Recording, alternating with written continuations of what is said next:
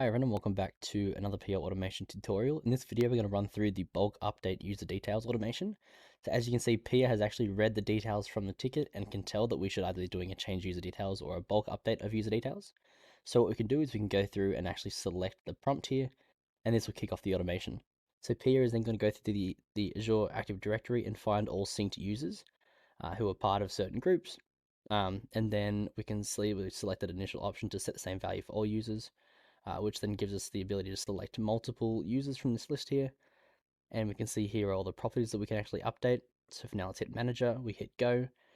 Then in a moment, we will then see a default field that we can then input our manager into, just like this. And we select the manager we want to update.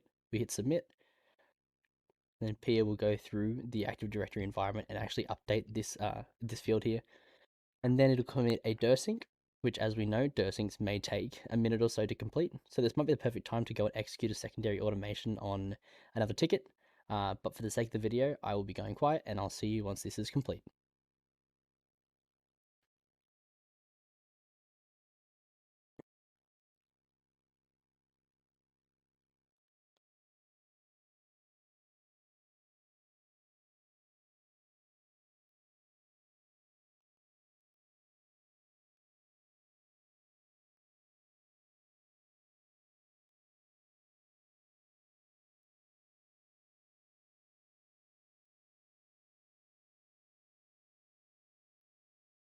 There we go, just like that, you have now completed a bulk update of user details. So if you want to learn more about Pia, our platform, or our automations, feel free to have a look at our website at pia.ai. Apart from that, thanks for watching, and I'll see you in the next video.